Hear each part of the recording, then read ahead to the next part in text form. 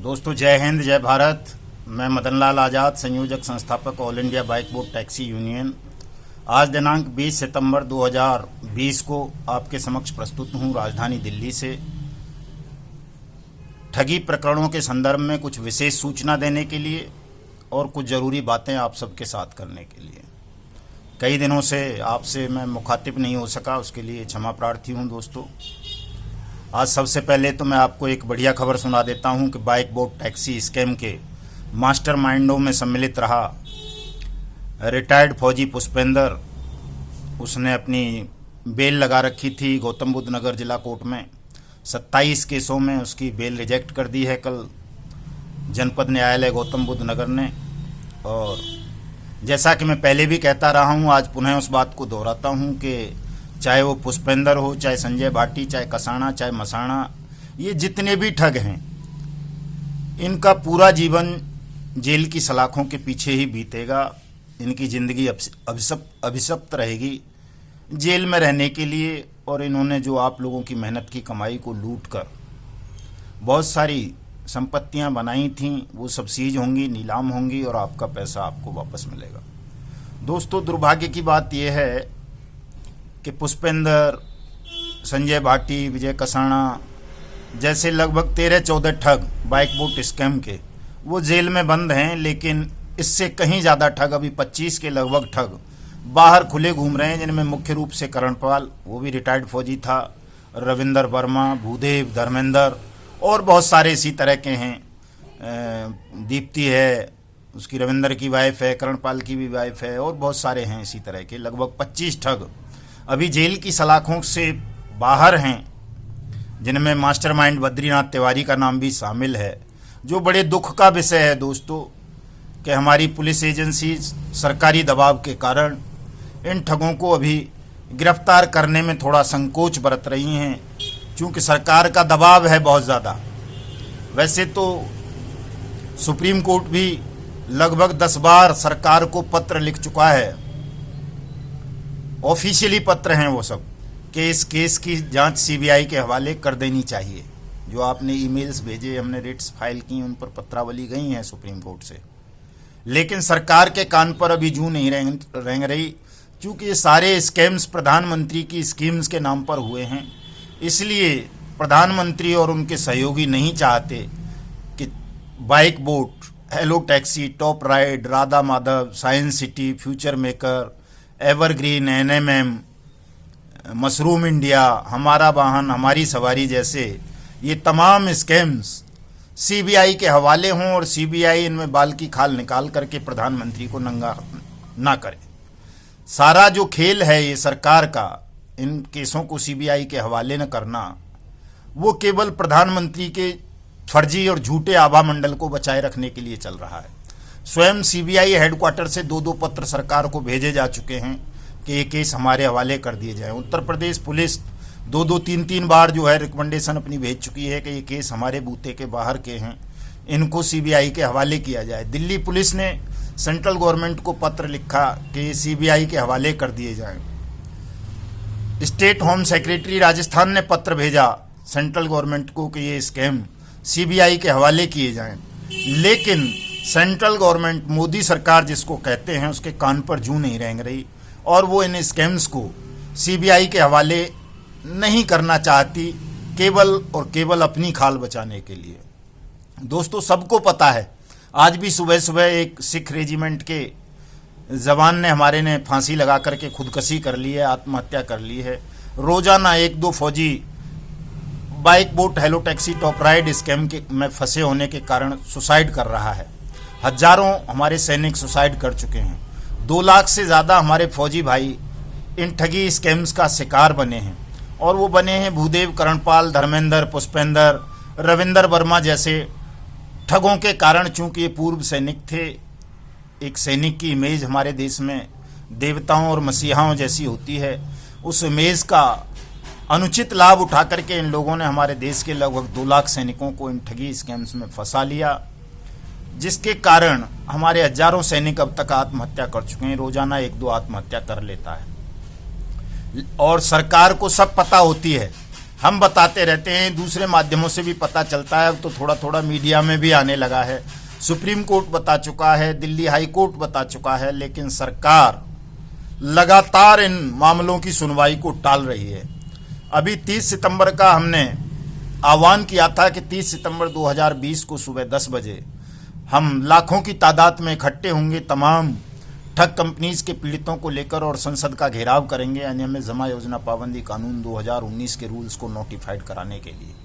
लेकिन दोस्तों, सरकार हमारे इस आह्वान से और आपकी ताकत से घबरा गई और अब सरकार ने संसद सत्र 30 सितंबर से पहले ही खत्म करने का प्रस्ताव पास करा लिया है। तमाम विपक्ष भी सरकार के साथ मिल गया, चाहे वो कांग्रेस हो, सपा हो, बसपा हो, दूसरी पार्टीज हों, उन तमाम मतलब पूरी पार्लियामेंट ने मिलकर के ये तय कर लिया कि 30 सितंबर से पहले पहले पार्लियामेंट सेशन को ख़त्म कर दिया जाए, ताकि जो 15-20 करोड़ ठगी पीड़ित हैं देश भर में, ये अपनी आवाज़ को संसद तक ना पहुंचा सकें, संसद का घेराव ना कर सकें।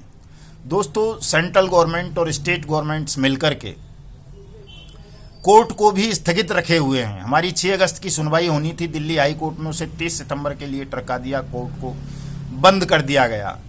और सरकार का आलम यह है कि सुप्रीम कोर्ट और हाई कोर्ट को अभी भी वो कोविड-19 की आड़ में स्थगित रखना चाहती है, ताकि ठगी पीड़ित, अपराध पीड़ित कहीं भी अपनी आवाज़ ना उठा सकें, उन्हें न्याय ना मिल सके, वो लगातार यूं ही आत्महत्या करते रहें और मोदी सरकार अपने ठग मित्रों को बचाती रहे। आप सबको पता है कि राधा माधव कॉरपोरेशन एक फर्जी कॉरपोरेशन था, जिसका प्रधानमंत्री ने स्वयं पार्लियामेंट में प्रमोशन किया, लोगों को आह्वान किया, देश की जनता को, कि वो राधा माधव कॉरपोरेशन जैसे स्टार्टअप्स में निवेश करें। फ्यूचर मेकर का सबको पता है, जिसका एमडी राधेश्याम हिसार जेल में बंद है। फ्यूचर मेकर का प्रमोशन स्वयं प्रधानमंत्री ने किया। कैची पिक्सल का प्रमोशन स्वयं प्रधानमंत्री ने किया। बाइक बोट का प्रमोशन स्वयं देश के cabinet minister Bharatiya Janata party के पूर्व अध्यक्ष नितिन गडकरी ने किया। बहुत सारे बेईमान मिनिस्टर्स और बेईमान ऑफिसर्स ने इन तमाम ठग कंपनियों को प्रमोट किया और देश के 15-20 करोड़ लोगों को ठग लिया। PACL पल्स स्कैम, 6 करोड़ लोग उसमें अकेले स्कैम में फंसे, ठगी का शिकार बने। सहारा स्कैम, जिसमें 4 करोड़ लोग ठगी स्कीम का शिकार बने। बाइक बोट, जिसमें 8 लाख लोग फंसे, 2 लाख फौजी फंसे।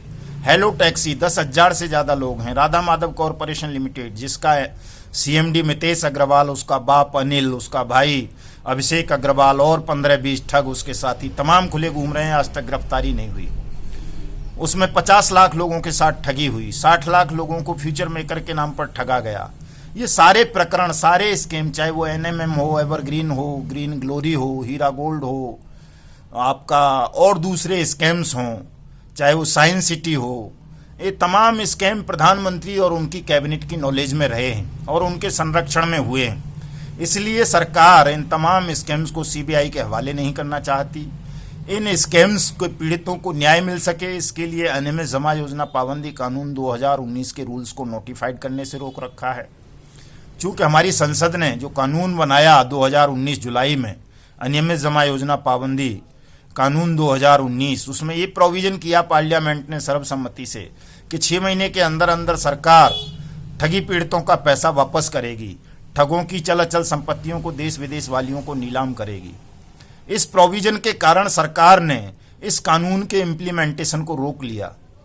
दोस्तों, सबसे ज़्यादा ज़रूरी बात यही है कि हम तमाम ठगी पीड़ित, चाहे वो किसी भी कंपनी की ठगी स्कीम का शिकार बने हैं, तमाम लोग 30 सितंबर को राष्ट्रव्यापी आंदोलन करें। संसद बंद हो गई, कोई बात नहीं, प्रधानमंत्री हाउस बंद नहीं होगा, प्रधानमंत्री कार्यालय बंद नहीं होगा, उसको घेरेंगे, सुप्रीम कोर्ट को घेरेंगे, हाई कोर्ट को घेरेंगे, विजय चौक को घेरेंगे, इंडिया गेट को घेरेंगे। पूरे जहां जहां भी सरकारी अमला होगा सबका घेराव करेंगे और अनियमित जमा योजना पाबंदी कानून 2019 के रूल्स को नोटिफाइड कराएंगे। विधानसभाएं चल रही होंगी, विधानसभाओं को घेरो, राज्यों के सचिवालयों को घेरो, जहां जहां भी जो भी सरकारी दफ्तर हैं 30 सितंबर को सबको घेर लो। दोस्तों, आप 20 करोड़ लोग हैं ठगी पीड़ित, जिनमें किसान हैं, मजदूर हैं, व्यापारी हैं, सभी तबकों के लोग हैं। आप कर सकते हैं, ये काम आपको करना चाहिए। तभी इस सरकार के कान खुलेंगे और ये अनियमित जमा योजना पाबंदी कानून 2019 के रूल्स को नोटिफाइड करके आपका पैसा वापस करवाएगी। अगर आप मौन रह गए दोस्तों ऐसे मौके पर, तो आपका पैसा मिलने में बहुत लंबा समय लग जाएगा। हम हाई कोर्ट में हैं, सुप्रीम कोर्ट में हैं। सुप्रीम कोर्ट ने कल भी हमें बताया है, कल नहीं सॉरी परसों, कि जी आप ये अनियमित जमा योजना पाबंदी कानून को अलग से इसके लिए रिट फाइल कर दें, तो वो अलग से रिट फाइल हम उसमें कर रहे हैं। दोस्तों, घबराने की, चिंता करने की बात नहीं है। जो साथी हमारे मन से, मस्तिष्क से, दिल से, दिमाग से हताश हो चुके हैं, वो हताशा के प्रभाव से बाहर आएँ। कोई भी साथी अब सुसाइड ना करें। हम बहुत जल्दी इस सरकार को विवश कर देंगे अनियमित जमा योजना पाबंदी कानून 2019 के रूल्स को नोटिफाइड करने के लिए। और आप सबकी जो मेहनत की कमाई इन ठगों ने सरकारी संरक्षण पाकर लूटी है, ठगी है, उसको आपको वापस दिलाएंगे। आपको हौसला नहीं खत्म करना है, हिम्मत नहीं हारनी है। हमारा साथ दीजिए, यूनियन के मेंबर बनिए, यूनियन से जुड़िए, अपनी शिकायत हमें भेजिए, अपनी डिटेल हमें भेजिए, और जब आप अपना विवरण हमें भेजेंगे तो हम उसे हाई कोर्ट और सुप्रीम कोर्ट के सम्मुख प्रस्तुत करेंगे और आपका पैसा आपको वापस दिलाएंगे, एनी हाउ एनी कॉस्ट। आपको घबराने की, डरने की ज़रूरत नहीं है, न कोई आत्मघाती कदम उठाने की ज़रूरत है। दोस्तों, सेबी ने अभी रिप्लाई भेजी है दिल्ली हाई कोर्ट में, और उसने उसको डिनाई कर दिया है कि जी हमारा ये नहीं बनता है। चूंकि बाइक बोट की जो कंपनी थी GIPL, वो सेबी में अप्रूव्ड नहीं थी, वो RBI से अप्रूव्ड नहीं थी, इसलिए इसमें हमारा हस्तक्षेप नहीं बनता है। अभी इस पर हम रिजॉइंडर फाइल करेंगे और बताएंगे कोर्ट को कि किस तरह से सेबी का रोल बनता है, ज़्यादा बनता है। जो कंपनी सेबी से अप्रूव्ड है उन पर तो बनता ही है, जो कंपनी सेबी से अप्रूव्ड नहीं है और वो सेबी जैसी स्कीम्स ला करके लोगों को ठगती हैं, तो फिर तो सेबी का रोल ज़्यादा बन जाता है। ये चीज़ बहुत सारे फैसलों में है, एक्ट में है। वो तमाम तथ्य रिजॉइंडर के साथ हम पेश करेंगे हाई कोर्ट के समक्ष, और आप सबकी जो नई डिटेल्स आई हैं हमारे पास, उन सब के नाम भी लिस्टेड कराएंगे क्लेमेंट की लिस्ट में, और आपका पैसा आपको वापस दिलाएंगे। इसलिए किसी भी साथी को घबराने की, चिंतित होने की आवश्यकता नहीं है। साथियों, अपना हौसला, अपना सहयोग बनाए रखें। हम जीतेंगे, ये तय है। जय हिंद, जय भारत।